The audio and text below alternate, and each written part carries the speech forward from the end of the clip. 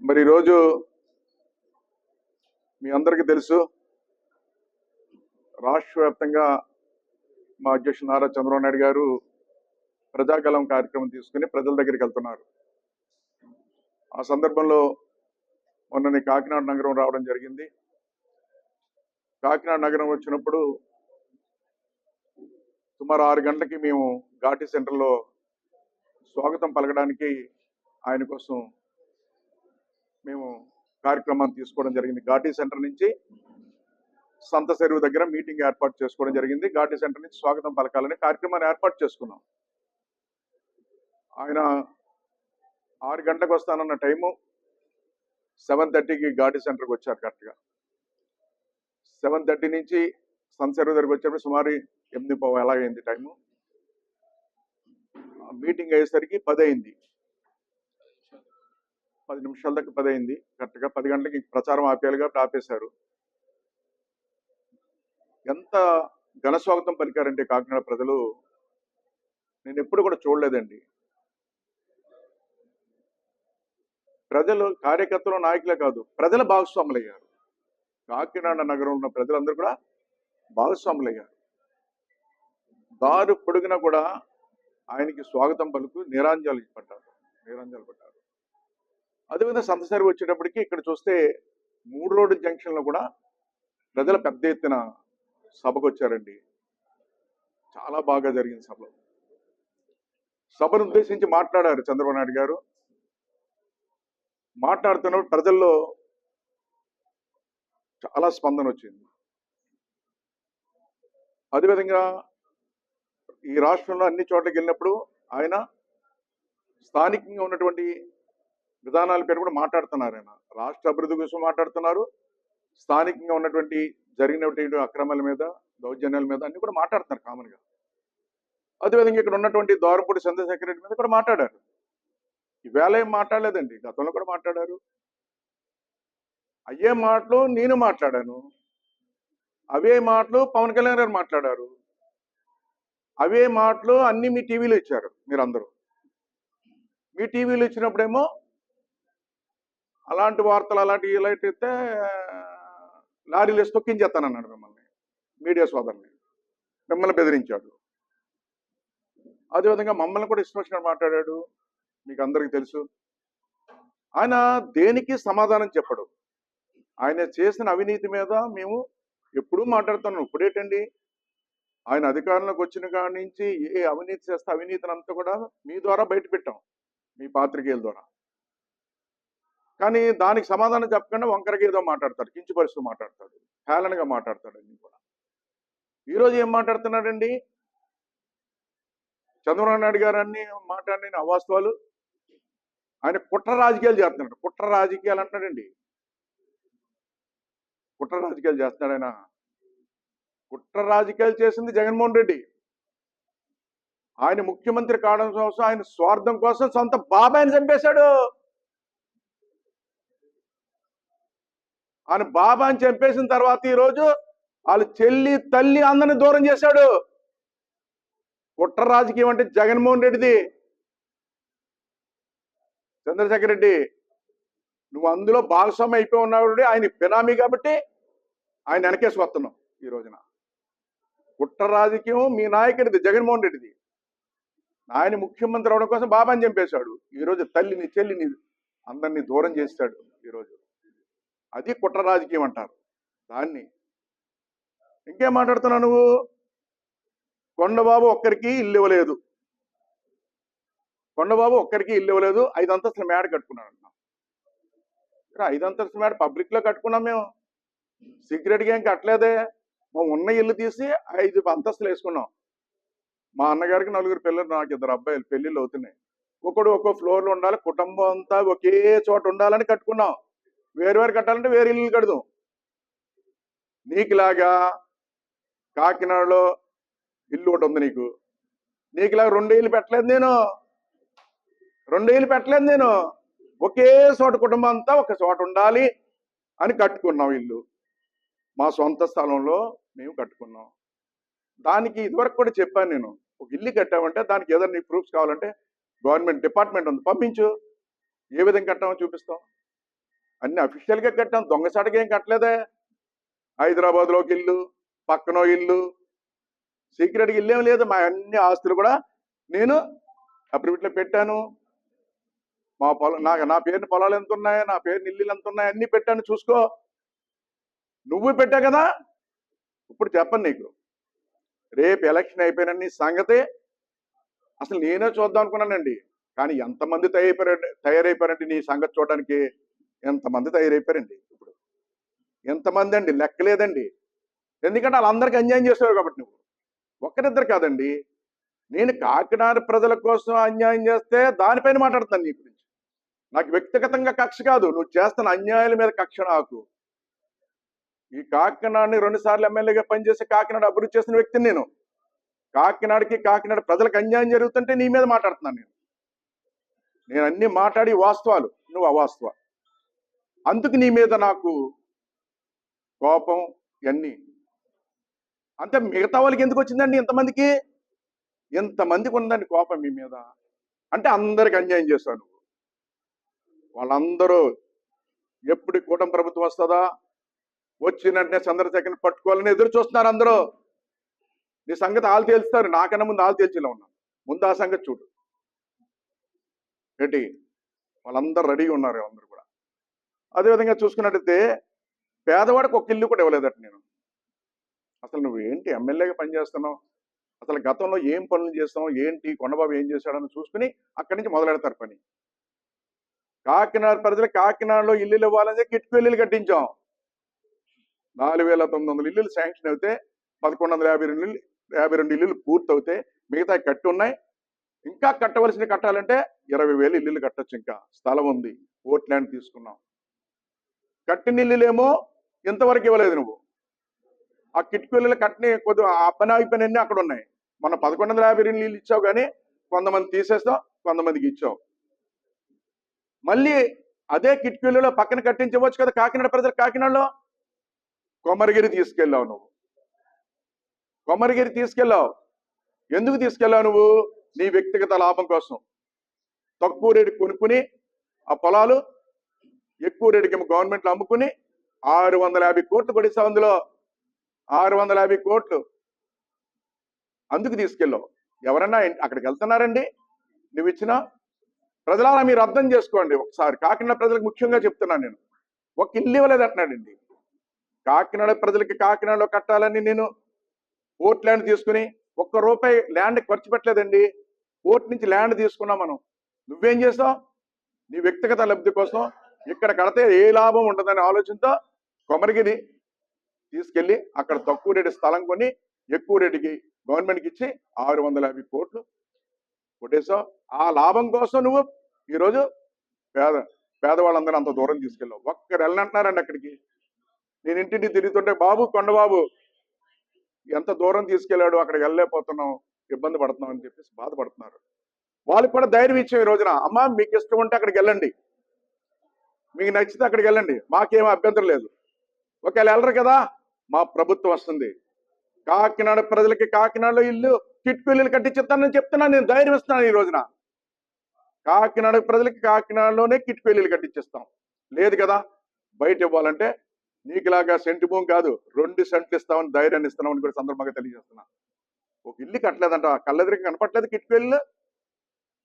కట్టిన ఇల్లు కనపట్లేదు నీకు, అక్కడ ఆగిపోయినా కనపట్లేదు నీకు, అక్కడ స్థలం ఉంది కనపట్లేదు నీకు. ఆ స్థలాన్ని నువ్వు కొట్టేద్దాం అనుకున్నావే, కబ్జా చేయబోతుండే మేమే కదా ఆపాం, మీ మీడియా ద్వారా చూపించాం, మీరందరూ వచ్చారు. అదే పోర్టు స్థలాన్ని కొట్టేద్దామని చూశాడు, దాన్ని కూడా ఆపాను నేను. కాకినాడ ప్రజలారా ఒక్కసారి చూడండి ఎలాంటి మాట మాట్లాడుతున్నాడు. అదేవిధంగా చూసుకుంటే ఈ రోజున అదేవిధంగా ఈరోజు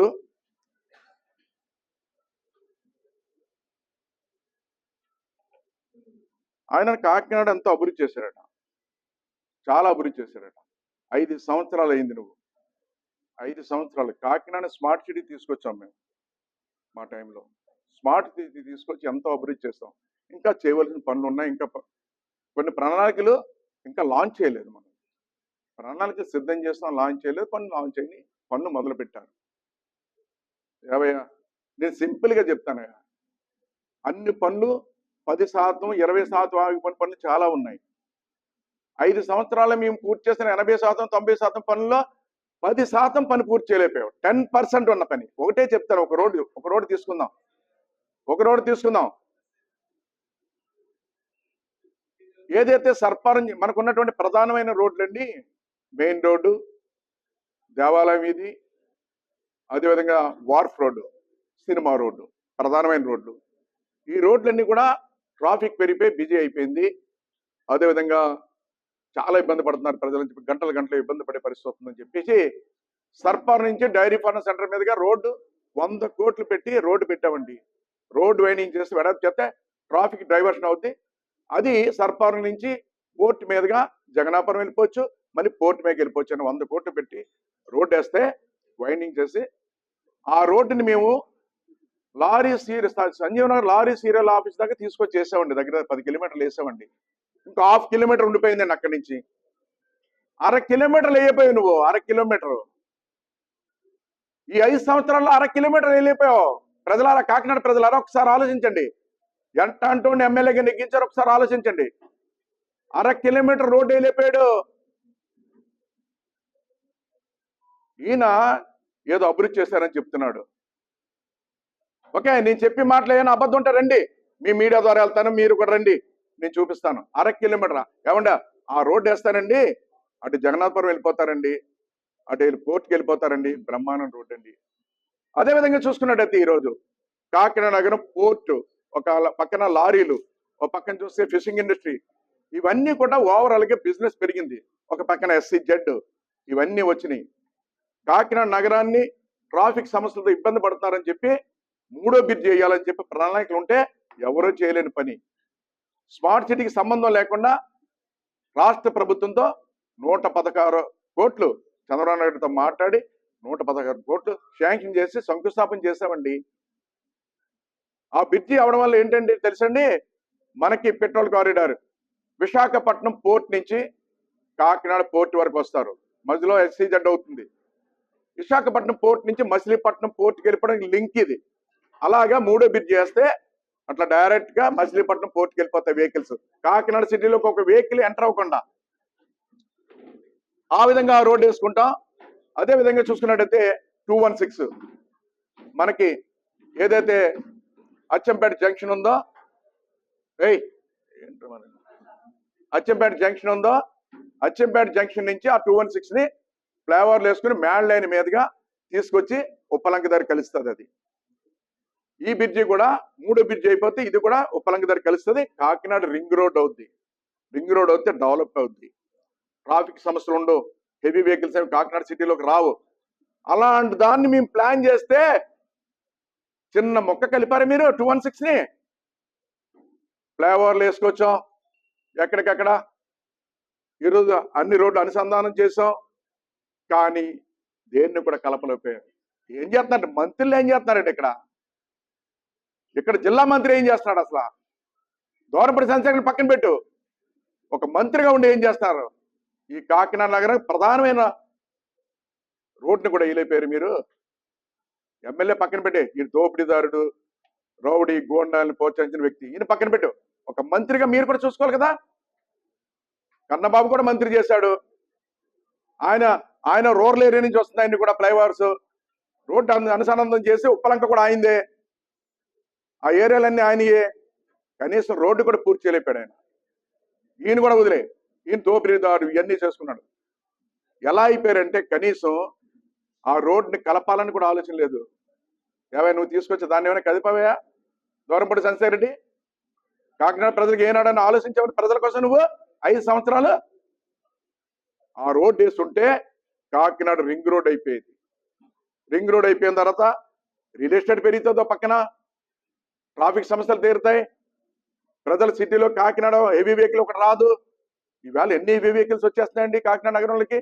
ఆ 2 బ్రిడ్జిలు పాత అయిపోయినాయి, ఆ పాత బ్రిడ్జిల నుంచి వెళ్ళిపోతున్నాయి. రేపు ఏదైనా ప్రమాదం జరిగితే ఎంత దారుణమైన వ్యక్తి అంటే 5 సంవత్సరాలు కనీసం కాకినాడ కోసం, కాకినాడ ప్రజల కోసం ఆలోచించలేదు నువ్వు అని కూడా సందర్భంగా తెలియజేస్తున్నా. అదేవిధంగా చూసుకున్నట్లయితే చంద్రబాబు నాయుడు గారికి, పవన్ కళ్యాణ్కి బియ్యం గురించి తెలియదట. బియ్యం ఎక్స్పోర్ట్ గురించి బియ్యం గురించి తెలియదటండి. తెలియదు పాప మనకి. ఎందుకు తెలుస్తుంది? నువ్వు సీక్రెట్గా చేస్తే, నువ్వు సీక్రెట్గా చేసినా తెలుసుకున్నారు ఇప్పుడు వాళ్ళు నీ సీక్రెట్ అంతా. కొంతమంది తెలియదు, నీ గురించి తెలుసుకుంటున్నారు ప్రత్యేకంగా. నువ్వు దొంగ బియ్యం వ్యాపారం ఈరోజు కాదు, ఎప్పటి నుంచి ఉంది నీకు దొంగ బియ్య వ్యాపారం? నువ్వు ఏ విధంగా చేసుకోవడమో చెయ్యాలనుకున్నారో మీరు ఒక ప్రణాళిక సిద్ధం చేసుకున్నారు రాష్ట్ర వ్యాప్తంగా. గతంలో జరిగింది, ఇప్పుడు ఇంకా ఎక్కువ చేస్తావు. ఏ విధంగా చేస్తావు నువ్వు? ఈరోజు ఆఖరికి తెలంగాణ నుంచి కూడా దొంగ బియ్యం ఇక్కడికి వచ్చినాయి. అదేవిధంగా మీరు ఇంటింటికి బియ్యం ఇస్తానన్నారు. ఇంటింటికి బియ్యం ఇస్తాం, ఇంటింటికి రేషన్ ఇస్తానని చెప్పారు, ప్రామిస్ చేశారు మీరు. ఏవో సంసార్ రెడ్డి, ఇంటింటికి ఎప్పుడైనా రేషన్ ఇచ్చావా నువ్వు? నీ మనుషులు పట్టుకెళ్ళి ఇచ్చారా? ఇంటింటికి వెళ్ళి ఇంటింటికి ఒక ప్యాకెట్ పట్టుకెళ్ళి ఇచ్చారు మీరు? వ్యాన్ పెట్టావు, ఆ వ్యాన్ కూడా నువ్వే పెట్టించుకున్నావు కాంట్రాక్టర్. రాష్ట్ర వ్యాప్తంగా మీదే, సివిల్ సప్లై చైర్మన్ది. ఆ వ్యాన్లో పెట్టిన కుర్రోళ్ళు మీ వాళ్ళే. ఏంటి వెళ్తున్నారు, ఒక సెంటర్లో కూర్చొని సైరన్ వేస్తున్నారు. అది పోలీస్ వ్యానో తెలియట్లేదు, రేషన్ వ్యానో తెలియట్లేదండి. పాపం పరిగెట్టుకుని వెళ్తున్నారండి అక్క చెల్లెళ్ళు. ఆ టైంకి పాపం రేషన్ తీసుకోవాలని చెప్పి నైటీలు ఉంటే నైటీలు వెళ్తున్నారండి. బాధేస్తుందండి. ఎందుకంటే తీసుకోపోతే రేషన్ పోద్దా రోజు. అలా ఎండలో క్యూలో ఉంటున్నారు, వర్షం వస్తే క్యూలో ఉంటున్నారు. ఆ క్యూలో ఉండి ఆ రేషన్ పట్టుకెళ్తున్నారు. ఒకవేళ తీసుకోలేదనుకోండి, ఆ రేషన్ ఎవడు కూడా వేస్తున్నాడు? అవన్నీ నీకు వచ్చేస్తున్నాయి, వెనక నుంచి నీకు వచ్చేస్తున్నాయి అన్నీ కూడా. అలాగా రేషన్ బియ్యం అంతా కూడా రీసైక్లింగ్ చేసి కొట్టేసి పేదవాడిదంతా కూడా నువ్వు బియ్యం అమ్ముకుంటున్నావు. ఎవరికి తెలీదా ఏంటి?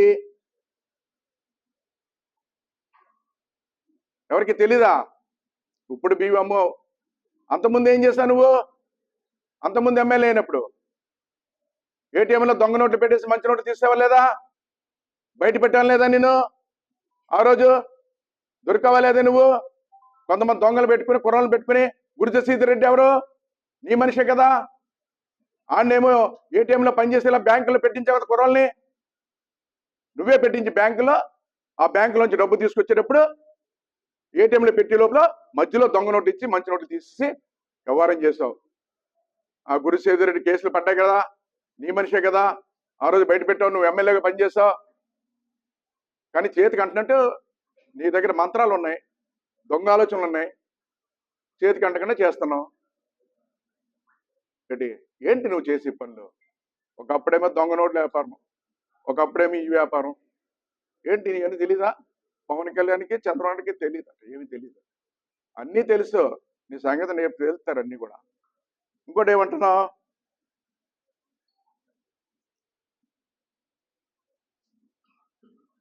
అదేవిధంగా వాళ్ళు కూడా వదిలే, బియ్యం కూడా సావారు కూడా. ఏవయ్యా నువ్వు ఇక్కడ జయలక్ష్మి కోఆపరేటివ్ సొసైటీ బ్యాంక్ ఉంది, వాళ్ళందరూ కూడా ఆ బ్యాంకులో సుమారు 100 కోట్లు నీ దగ్గర ఉన్న వాళ్ళు కొంతమంది బినామీ పేర్ల మీద తీసేసుకుంటే, అలాంటి ఎందుకు బ్యాంకు కొంచెం ఇబ్బందుల్లో ఉంటే దాంట్లోకి ఎంటర్ అయిపోయావు నువ్వు. ఎంటర్ అయిపోయి ఆ బ్యాంక్ని సరిచేయాలి, నువ్వు సమన్వయం చేయాలి, అది రన్ అయ్యేలా చేయాలి. కానీ నువ్వు ఏం చేసావయ్యా? జయలక్ష్మి బ్యాంకుల ఆస్తులన్నీ కూడా బినామీ పేర్లు రిజిస్ట్రేషన్ చేయించుకున్నావు లేదా? అది కూడా నేను బయట పెట్టాను కదా. కాకినాడలో రిజిస్ట్రేషన్ చేయకుండా కొత్తపేటలో రిజిస్ట్రేషన్ చేయించావు కదా, అది బయట పెట్టాను, చూపించాను, ఆధారాలతో చూపించాను. ఆ జయలక్ష్మి బ్యాంకుల బాధ్యతలందరినీ నువ్వేనాడు పట్టించుకోలేదు, వాళ్ళకి అండగా నిలిచాం మేము. ఈరోజు విశాఖపట్నం నుంచి ఇవన్నీ చూసుకుంటే 26,000 మంది కుటుంబాలు డిపాజిటర్స్ ఉన్నారు. చాలా మంది చనిపోయారు, అందులో డబ్బులు డిపాజిట్లు ఉన్నాయి, డబ్బులన్నీ కూడా వెనక్కి రాకపోతే ఈరోజు బ్యాంకు పెట్టుకుని చనిపోయారు, వైద్య ఖర్చులు డబ్బులు లేక చనిపోయారు, ఎంతో మంది చనిపోయారని ఫోటోలతో సహా చూపించాం కలెక్టర్ ఆఫీస్ తీసుకొచ్చి మీ మీడియా ద్వారా. అయినా ఎప్పుడైనా స్పందించావు దాని మీద? నువ్వు ఎంతో మంది ఏడుస్తున్నారు, కుటుంబాలు రోడ్డు పడిపోయారు. వాళ్ళ ఇబ్బందులు చెప్పుకుంటే ఇబ్బందులు సరి చేయకుండా వాళ్ళ ఆస్తులు కూడా నేను చూశాను. నువ్వు వాళ్ళకి అండగా ఉన్నాం మేము, ఈరోజు అండగా నిలబడ్డాం, ధైర్యాన్ని ఇచ్చాం, మా నాయకుడితో చెప్పాం, అమ్మా మేము వచ్చిన తర్వాత మేము అన్ని కూడా ఈ బ్యాంకుని కాపాడతామని ధైర్యాన్ని ఇచ్చారు, మాట్లాడారు, ఆ మాటలు మాట్లాడారు. రెండోది క్రైస్తవుల ఆస్తులు కూడా వేసావు నువ్వు, సిబిసిఎన్సి ఆస్తులు. సిబిసిఎన్సీ ఆస్తులు కూడా ఏమన్నా వచ్చారని సిబిసిఎన్సీలు ఇక్కడ ఎవరన్నా బయట ఉన్నారా? రమ్మనండి. సిబిసిఎన్సీ ఆస్తులు కూడా ఇస్తావు నువ్వు. క్రైస్తవుల ఆస్తులు కూడా కొడేస్తున్నావు నువ్వు. మళ్ళీ క్రైస్తవులు ఓట్లు ఏమంటావు? ఏదో ఒకళ్ళిద్దరిని పెట్టుకుంటున్నావు నువ్వు, నీ మాట వినే వాళ్ళని. వాళ్ళకి కూడా ఈ రేపు క్రైస్తవుల ఆస్తులు కూడా ఏ విధంగా రికార్డు చేయాలో అలాగ అండగా ఉంటాం. 4 ధైర్యం ఇచ్చాం మేము. ఈరోజు ఏంటి నువ్వు చేస్తున్న పనులు? మళ్ళీ అంటాడు 1000 కోట్లు ఓన్ చేసే డబ్బులు నేను కొట్టేశాను అంటున్నాడు ఏంటి. అందుకని నా మీద పోలీస్ కంప్లైంట్ ఇచ్చాడు. పోలీస్ కంప్లైంట్ ఇప్పుడు ఇచ్చేవి నువ్వు? నీకు ఎప్పుడు అన్నాను నేను? ఎప్పుడు చెప్పానండి? ఏమంటే ఎన్ని అన్నాలేందని చెప్పి మీకు 1000 కోట్లు కొట్టేసినట్టు ఎప్పుడు చెప్పానండి? సాగరా అన్నాలేని చెప్పు. ఏ 2 నెలలండి బాబు? ఇంకా ఎక్కువే. సమాధానం నేను ప్రెస్ మీట్ పెట్టి మీ ద్వారా చెప్తే 21 రోజులు స్పందించాడు. వెంటనే స్పందించలేదు. ఓకే బ్రదర్ ఉండండి. ఏంటి స్పందించింది? ఎప్పుడు స్పందించాడు? 21 రోజుల తర్వాత అన్ని చదువుకుని స్పందించాడు. ఇప్పుడు ఏమంటున్నాడు? పరువు నష్ట దావా వేస్తానని చెప్పేసి కంప్లైంట్ ఇచ్చాడు 2 టౌన్లో. 2 టౌన్ పోలీస్ స్టేషన్ కంప్లైంట్ ఇచ్చాడండి. 3 టౌన్ ఇచ్చాడా?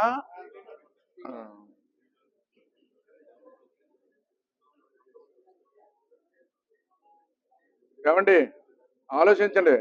కాకినాడ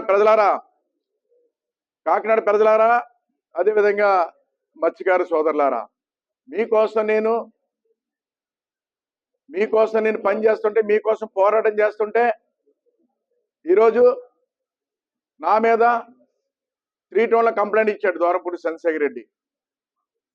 చూడండి ప్రజలారా, కాకినాడ ప్రజలారా, నేను పనిచేసేది మీకోసం. మా మత్స్యకార సోదరుడు కూడా నేను చెప్తున్నా, నేను పనిచేస్తున్నా మీకోసం పోరాటం చేస్తుంటే నా మీద కేసు పెట్టాడు. ఈరోజు ఎంత దారుణం అంటే నేను మొన్న కూడా చెప్పాను, మళ్ళీ చెప్తున్నాను. అసలు నీకు పరువు ఉందా? అసలు పరువు ఉన్నవాడైతే నా మీద కేసు పెట్టాడు. నీకు పరువే లేదు అసలు. ఈ కాకినాడలో పరువే లేదు అసలు నీకు. కాకినాడలో ఎంత దారుణమైన వ్యక్తి అంటే, ఇలాంటి కుప్పగంతులు వేస్తున్నావు నువ్వు. చూస్తున్నావు, ప్రజలు గమనిస్తున్నారు. నువ్వు చేసే అన్యాయాలు కానీ అక్రమాలు కానీ నువ్వు ఎన్ని కేసులు పెట్టుకున్నా, ఏం చేసినప్పుడు కూడా ఈ కొండబాబు ఆపేది లేదు, చంద్రబాబు నాయుడు ఆపేది లేదు, పవన్ కళ్యాణ్ ఆపేది లేదు, ఎవరు ఆపేది లేదని కూడా సందర్భంగా తెలియజేస్తున్నా. అదేవిధంగా ఇంకో మాట మాట్లాడాడు, ప్యాకెట్ క్లబ్ నడుపుతాను అంటున్నాను. నేను క్రికెట్ బెట్టింగ్లు ఏటో ప్యాకెట్ క్లబ్ నడుపుతాను అంటున్నాడు. సరే ఏం చేస్తున్నావు? 5 సంవత్సరాల నుంచి ఏం చేస్తున్నావు నువ్వు? మా పెద్దప్పరం సూర్యబాబురాజు గుర్రం ఉంది, గుర్రం పళ్ళు ఏం తోముతావా? గాడిద పళ్ళు తోముతావా? 5 సంవత్సరాల నుంచి ఏం చేస్తున్నావు? ఒక ఎమ్మెల్యేగా నువ్వు మేము ప్యాకెట్ క్లబ్ నడుపుతూ నువ్వు ఏం చేస్తావు? నువ్వు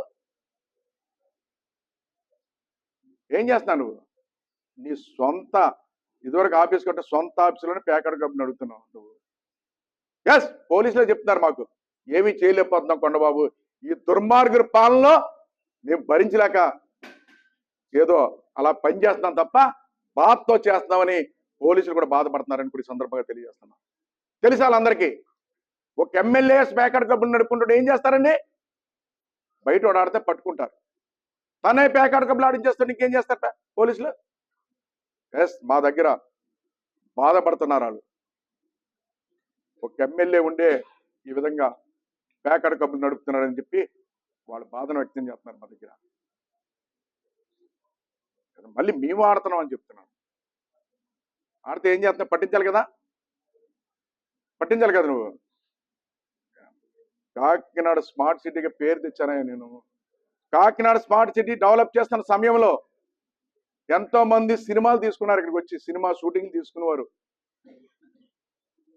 కాకినాడ ప్రజలారా, ఇక్కడికి వచ్చి సినిమా షూటింగ్లు, ఇంకా టూరిజం డెవలప్ చేయాలి. 2 కెనాల్ మనకేదో జానాపురం మధ్య కెనాల్లో టూరిజం డెవలప్మెంట్ పెట్టాం, బోటింగ్ పెట్టాం, అన్నీ నువ్వేం పట్టించుకోలేదు. ఏమి లేదు. నీకు బోటింగ్ కావాలంటే అలా పోతావు పక్క ఎక్కడికో, అక్కడ పోయి షికారు చేసుకుంటావు. నేను కాకినాడ ప్రజలు కాకినాడలో బోట్ షికారు చేయాలి, ఎంతో దూరం వెళ్తున్నారో ఆ కళలు ఇక్కడ నిజం చేయాలని 2 వంతులమయ్యాన టూరిజం డెవలప్మెంట్ పెడితే నువ్వేనా పట్టించుకున్నావా పని? అక్కడ బోట్ ఎక్కితే ఓపాలాండ్ అలా కోరంగి ఇలాగా మడలు ఎక్కేసి తిరుగుతారు, హ్యాపీగా ఎంజాయ్ చేస్తారని అని చెప్పి చేస్తే బీచ్ పార్క్ అయినా పట్టించుకున్నారు మీరు? ఎంతో డెవలప్ చేస్తాం, టూరిజం అసలు పట్టించుకోలేదు మీరు.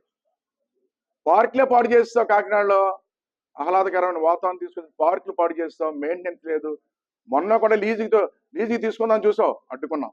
పార్కులు కూడా లీజుకి కొట్టేదాం చూసాం, అయ్యి అడ్డుకున్నాం. పార్క్ లీజు తీసి ఏం చేస్తాం, టికెట్ పెట్టేస్తాం. ఆ విధంగా కాకినాడ సర్వనాశనం చేస్తాం. కాకినాడ స్మార్ట్ సిటీలో సినిమాలు తీసుకునే వాళ్ళు వచ్చేవారు, సినిమా యాక్టర్లు వచ్చేవారు. ఇప్పుడు ఎవరు వస్తున్నారు? నైజీరియా వాళ్ళు వస్తున్నారు. నైజీరియా వాళ్ళు తిరుగుతున్నారండి ఎక్కువ.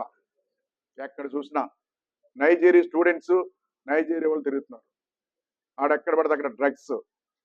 కాకినాడలో గంజాయి. కాకినాడ స్మార్ట్ సిటీ చేస్తే నువ్వు గంజా సిటీగా మార్చేస్తావు. నీకు స్నేహాలన్నీ నైజీరియా వాళ్ళతో ఉన్నాయి ఎక్కువ. కాకినాడలో వాళ్ళు తిరుగుతున్నారు, సినిమా వాళ్ళు ఒక మంచి వాతావరణం తీసుకొచ్చిన వాళ్ళు తిరగట్లేదు. ఇప్పుడు నైజీరియా వాళ్ళు తిరుగుతున్నారని చెప్పి వాళ్ళు రావడం మానేశారు. ఎందుకు మానేశారంటే సినిమా యాక్టర్లు కూడా మళ్ళీ ఇక్కడ ఎవడెవడు వచ్చారనుకో వాళ్ళ మీద డ్రగ్స్ కేసు పెట్టేస్తారు, వీడొచ్చేస్తారు, అందులో ఇన్వాల్వ్ అయిపోతారు. వాళ్ళు కూడా భయపడిపోతున్నారు. సినిమాలు తీసుకున్నాక వచ్చేవాళ్ళు కూడా భయపడిపోయారు ఈరోజు కాకినాడ రావడానికి. ఆ పరిస్థితి ఉంది ఈ రోజున. అదేవిధంగా చూసుకున్నట్టయితే కాకినాడ ప్రజల్ని నేను రిక్వెస్ట్ చేస్తున్నా, ప్రజలారా రేపు ఎన్నికలు మరి గతంలో ఏదో మాయ మాటలు చెప్తే ఒకసారి చూద్దామని జగన్మోహన్ రెడ్డి బట్టి ఓటేస్తారు. ఆయన ఏదో ఒకసారి చూద్దామని ఆయన చూశారు. ఆయన ఆ రోజు అధికారంలో రావడం కోసం తన సొంత బాబాయినే చంపేసి సానుభూతి కోసం చంపేయడం మీకు అందరికీ తెలుసు. ఈరోజు వాళ్ళ చెల్లెలే చెప్తున్నారు మా బాబాయిని చంపించింది ఈరోజు జగన్మోహన్ రెడ్డి ఏదైతే అక్కడ పోటీ చేస్తున్నాడు రెడ్డి. మీ అందరికీ చెప్పాలి, బాధ్యతలండి చాలా మంది ఉన్నారండి. వాళ్ళందరూ కొంతమంది ఏమన్నారంటే, అంటే మా మాట కూడా చెప్తున్నారు, చంద్రశేఖర్ రెడ్డి తెలియాలి ఇది. చాలా మంది కొండబావరు మాకు జరిగిన అన్యాయం, కొంతమంది చెప్పనాకు వస్తా అన్నారు కొంతమంది. అయితే ఎలక్షన్ టైం కదా, మనం వద్దులేండి అమ్మా, ఇప్పుడు ఎలాగ అన్ని బయట పెట్టాం కదా అని చెప్పాను. కొంతమంది బాబు మేము మా కుటుంబాలు మరి ఏదైనా మాట్లాడితే మీడియాలో మాట్లాడితే మమ్మల్ని ఏదైనా చేస్తారేమో, గోండాట కదా ఆయన, రౌడీ అట కదా, ఆయన దగ్గర గోండాలు ఉన్నారట కదా అని బాధను చెప్తారండి వాళ్ళు. వాళ్ళ మాట చెప్తున్నారు, ఈ మాట చెప్తున్నారు చంద్రశేఖర్ రెడ్డి, గోండాలు రౌడీలు ఉన్నారట కదా. ఎలక్షన్ అయిపోయిన తర్వాత మేము దగ్గరుండి మాకు ఆ పనులన్నీ చేసి పెట్టండి బాబు అని వాళ్ళు వేడుకుంటున్నారు, నన్ను వేడుకుంటున్నారు ఎంతోమంది. ఈరోజు చంద్రశేఖర్ గారు గోండాలు ఉన్నారట కదా, రౌడీలు ఉన్నారట కదా, వాళ్ళు బెదిరించేస్తారు, మమ్మల్ని ఇబ్బంది పెడతారు అని చెప్తున్నారు. వాళ్ళందరూ చెప్తున్నారు, వాళ్ళు కూడా చెప్తున్నారు. ఈ రోజున ఇప్పటికే చంద్రశేఖర్ రెడ్డి దగ్గర చాలా మంది వచ్చేసారు, మా దగ్గరికి జాయిన్ అయిపోయారు, పని చేసుకుంటున్నారు. ఈరోజు మాతో కలిసి పని చేస్తున్నారు, చాలా మంది వచ్చేసారు.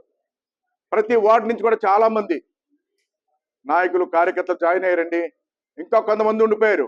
అంటే చంద్రశేఖర్ రెడ్డి బినామీ దాంట్లో భాగస్వాములో ఏంటో అందులోంచి రాలేకపోతున్నారు. ఉంటే ఉండండి, తప్పలేదు నాకేమి. కానీ కాకినాడ ప్రజలు కానీ కాకినాడ కార్యకర్తలు ఎవరిని బెదిరిస్తే కబడ్దారు, ఒక్కొక్కరిని ఊరుకునే ప్రసక్తే లేదు. మీ సంగతి చూస్తానని కూడా సందర్భంగా తెలియజేస్తాను మీ అందరు కూడా. జాగ్రత్త.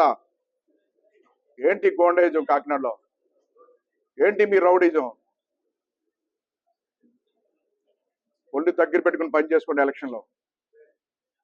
కాకినాడ ప్రజలకు కానీ మా నాయకుల కార్యకర్తలకు కానీ ఏమైనా ఇబ్బంది పెట్టినట్టు తెలిస్తే జాగ్రత్త, మిమ్మల్ని అందరూ గుర్తుపెట్టుకుంటాం. వెనకాల తిరిగి వాళ్ళందరూ చెప్తున్నాం, ఈ రోజున గుర్తుపెట్టుకుంటాం. అందరూ కూడా ఎవరిని వదిలిపెట్టేది లేదు. అసలు రెడ్డి ఇక్కడ ఉండడు, వెళ్ళిపోతాడు, మీరు బాధ్యులు అయిపోతారు. మీకు ఆయనలాగా ఏమైనా సెకండ్ ఉంటే పర్లేదు, వెళ్ళిపోవచ్చు. చూసుకోండి, జాగ్రత్తగా ఆలోచించండి. ఈ మీడియా ద్వారా చెప్తున్నా, ఒక్కొక్కరికి మీరు చేస్తున్న వ్యవహారాలన్నీ చూస్తున్నాం. ఈ రోజున ఎవరైనా బెదిరిస్తున్నారు, అన్ని చూస్తున్నాం. అయినా మీరు బెదిరించినా సరే మగాళ్ళని నిలబడి పనిచేస్తున్నారు. ఈ రోజున కాకినాడ నగరంలో ధైర్యంగా పనిచేస్తున్నారు, తెగించి పనిచేస్తున్నారు. జాగ్రత్తగా ఉండండి. మీ ఎలక్షన్ మీరు చేసుకోండి. ఎలక్షన్ ఎవరు ఎలక్షన్ వాళ్ళు చేసుకుంటారు. మీరు రెడ్డి మాటలిని కానీ వెనక ఇంకా అలాగే తిరిగితే ఇంకెన్ని రోజులు ఉందండి ఎలక్షన్? 5 రోజులు ఉంది. మీకు 2 రోజులు టైం ఇస్తున్నాం. వచ్చేస్తే వచ్చేయండి. రాలేదు కదా మీకు కర్మ. పాత్రికేయుడు ప్రశ్న వేశారు నాకు, దోనపూడి సంజయ్ రెడ్డి 1000 కోట్లని తీసుకోలేదు, కొండబాబు అబద్ధం ఆడతానని చెప్పి ఆమె కేసు పెట్టాడండి. అయితే మిగతా అన్ని నిజాలేనా? మరి టీడీఆర్ బాండ్స్ 500 కొట్టేసావని చెప్పి కాకినాడ ప్రజలకు పన్నులు కట్టిన టీడీఆర్ బాండ్స్ 500 కోట్లు కొట్టేసావు, అది నిజం అన్నమాట. అది దాని మీద కేసు ఎందుకు పెట్టలేదు నా మీద? అది నిజం. టీడీఆర్ బాండ్స్ 500 కోట్లు కొట్టేసింది నిజం. నిజం కాబట్టే దాని మీద నాకు మీద కేసు పెట్టలేదు నువ్వు. అంతే కదా? అడిగినా అని చెప్పాలి ఇప్పుడు. అంతే కదండి? టీడీఆర్ బాండ్స్ 500 కోట్లు కొట్టేసావు నువ్వు. ఏ విధంగా కొట్టేసావు బయట పెట్టావు. మరి దాని మీద కూడా కేసు పెట్టాలి కదా. కొండబాబు నువ్వు తప్పు మాట్లాడవని 1000 కోట్ల గురించి ప్రత్యేకంగా పెట్టాడు. 1000 కోట్లు కూడా కొట్టేసి ఓఎన్జీసీ వాళ్ళతో టైం తీసుకున్నాడు అనమాట. బాబు వీడు బయట పెట్టేశాడు కొండబాబు, దీన్ని ఎలా తప్పిస్తారు, ఏం తప్పిస్తారు, నాకు లెటర్ ఇచ్చాడు బాబు అని ఏదో బతిమాలుకుని ఉంటాడు. లెటర్ ఇచ్చారో లేదో కూడా తెలీదు. డూప్లికేట్ లెటర్ ఇచ్చారో ఏంటో మాకేం తెలుస్తుంది. అక్కడి నుంచి లెటర్ తెచ్చేసుకుంటాడు. దొంగ దొరికేసాడా లేదో చెప్పండి మీరు పాత్రికేయులారా. అనేక విశ్లేషణ చేస్తూ ఉంటారు మీరు. కింద స్థాయిలో మాకు తెలియని విషయాలు కూడా మీరు కింద స్థాయికి వెళ్ళి తెలుసుకుంటారు. ఎస్, ఈరోజు దొంగ దొరికేశాడు. 1000 కోట్ల గురించి నా మీద పరువు నష్ట దావా వేశానని కేసు పెట్టాడు. టీడీఆర్ బాండ్స్ 500 కోట్లు కొట్టేశావు నువ్వు అని ఆధారంతో చూపించి దాని మీద ఎందుకు కేసు పెట్టలేదు? ఒప్పుకున్నా నువ్వు. నేనెందుకు పెడతాను? ఎలక్షన్ అయిపోయాక అసలు ఇక్కడ ఉంటాడా? దొరకడు కదా మనిషి. మనిషే దొరకడు. అది కూడా చెప్తున్నాను. ఇప్పుడు నుంచే గవర్నమెంట్ మాది వస్తుంది కాబట్టి దూరదృష్టితో స్నేహాలు మొదలు పెట్టాడు. కాయడం కోసం దూరదృష్టితో స్నేహాలు మొదలెడుతున్నాడు. అలాంటి వాళ్ళ సంగతి కూడా చూస్తాం. అంటే ఎత్తుకుంటున్నాడు దారులు. రేపు ఎలాగా ప్రభుత్వం వచ్చేస్తుంది, మా ప్రభుత్వం వస్తుందని తెలుసు. మా ప్రభుత్వం వస్తుందని తెలుసు. రేపు నన్ను ఊరుకోరు, పవన్ కళ్యాణ్ ఊరుకోడు, చంద్రబాబు నాయుడు ఊరుకోడు, ఎవరు ఊరుకోరు, కొండబాబు అసలు ఊరుకోడు. అదేవిధంగా కాకినాడ ప్రజలకి ఎంతమందికి నష్టం చేశాడో వాళ్ళు ఊరుకోరు. అందరూ ఈరోజు నా మీద పడిపోతారు రేపు పొద్దున్న అని ఈరోజు భయంతో అప్పుడే స్నేహాలు మొదలు పెడుతున్నాడు. దారులు ఎత్తుకుంటున్నాడు.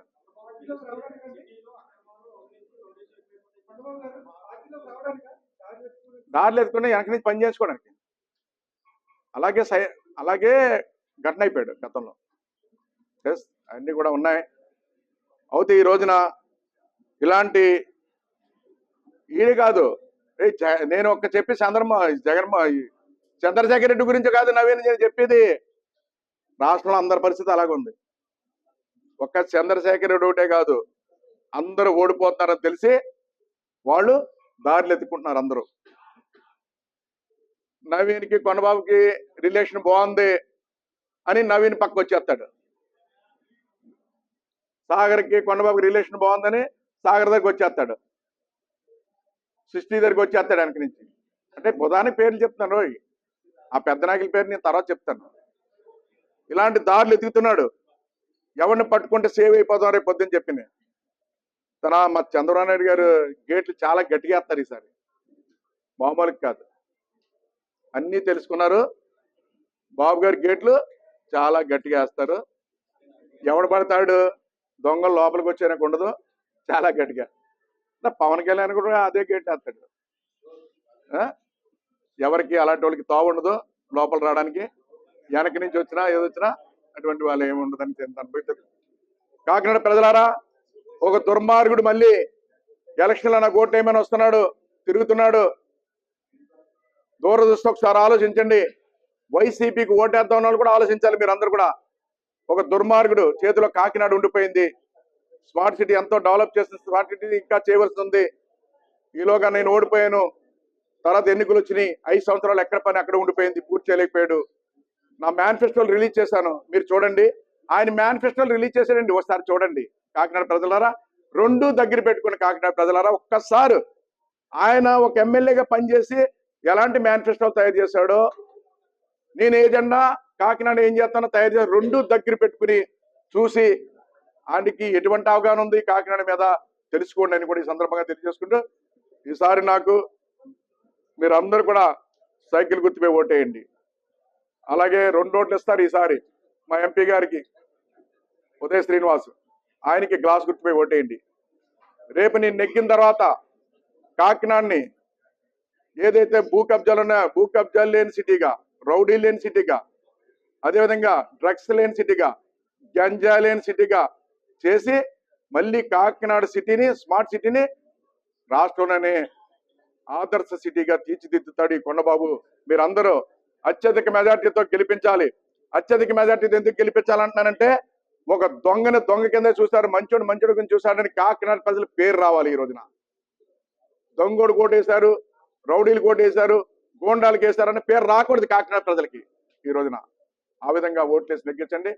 నేను రేపొద్దున స్మార్ట్ సిటీ ఏదైతే ఉందో దాన్ని ఒక ఆదర్శ స్మార్ట్ సిటీకి తీర్చిదిద్దుతానని ఈ సందర్భంగా తెలియజేసుకుంటూ మీ అందరి దగ్గర సెలవు తీసుకుంటాను.